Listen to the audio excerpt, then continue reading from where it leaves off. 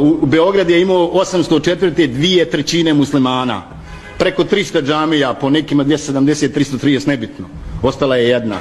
I to je raseljeno, pometeno, poklano. Uzmite srpske autore, ne moraju biti bošnjački.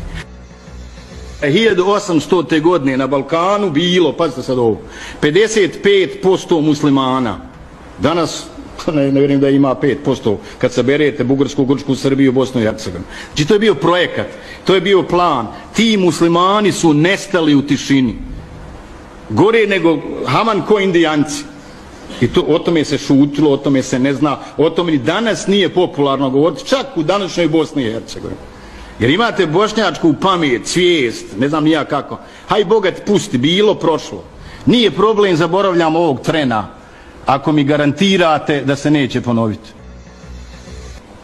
Znači plan postoji, prvi srpski ustanak, drugi srpski ustanak, načrtan je Moljević, projekat Protićev gdje kaže da ćemo 1/3, to svi znate kad je razgovarano o budućoj državi, sad ćemo raditi po muslimani, većina u Bosni ili ima i puno, kada radit ćemo to kao i u Srbiji u 19. stoljeću, 1/3 pokrstiti, 1 pobiti, 1 iseliti. Andrić, užas. Vi danas u Sarajevu ne smijete kritizirati Andrića. Busložić napisao, ne znam, rečenicu koja bi se mogla eventualno tumačiti. Andrić se slika s Hitlerom. Andrić potpisuje pakt. 543 ili 5 srpskih intelektualaca 14. augusta 1941. pišu u podršku Hitleru. Poslije rata njih 18 su visoki profesori, 3 SPC-ovaca, episkopa crkve pravoslavne, funkcioneri i tako dalje. Pa vi znate da je 44. četnici se obrijali. Evo podaci. Čini mi se ovako. 22.000 partizana 41. u Srbiji. 42. imam te podatke, to je Filip Cohen objavio, američki istoričar. Naravno iza rata, prije to nije se smjelo pisati. 42. 8.000, 43. 22.000 i 44. u Srbiji 204.000 partizana. Šta to znači?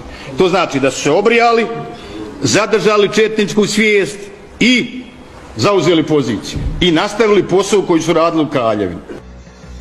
Mi smo mogli formirati Marsovsku stranku 90. mi bi bili poklan. Mi smo mogli svi se proglasiti Srbima, mi bi bili poklan, jer rad bio planiran. Je li danas isto? Pa samo je stalo. Znači u svim tim projektima Bosna je srpska. I ko smeta tome da ne bude srpska? Pa Bošnjaci. Znači treba ih eliminirati. Znači prvo su nas opljačkali, pa su nas pobili tada, pa sad. I naravno mi od toga nismo nikad. I napisao sam da je Savez komunista, čast poštenim komunistima, ja dijelim ljude iz onog sistema na komuniste i komunjare, odmah me razumijete, da je bio inkubator četništva, jer kako da objasnite, svi ovi stariji znaju, nije bilo nacionalizma do 90. Javno je žigosan, niste smjeli na televiziji, u novinama, u javnosti. I onda se pitaš odakle je volka mržnja 92. Jedino objašnjenje je sljedeće, a to je u kućnoj radinosti. A to znači, javno smo u bratstvu i jedinstvu, a u kući ti si Turčin, a Turčina treba zaklati. I to traje i danas. I naravno, kad ovako govoriš i u kafani, ti si kaj nacionalist. Naša nacionalna svijest je i dalje 0,